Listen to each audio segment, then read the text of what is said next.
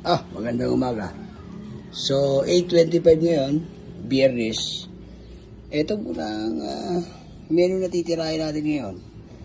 Uulamin ng mga Marseille boys. O, yan. Bumili ako ng isda. So, igigisa natin siya o piprito muna natin para sa lalagyan lang natin ng konting konting sauce o sabaw-sabaw.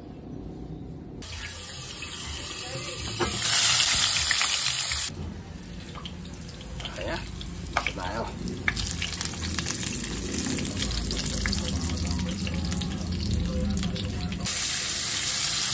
Ayan, isa tayo.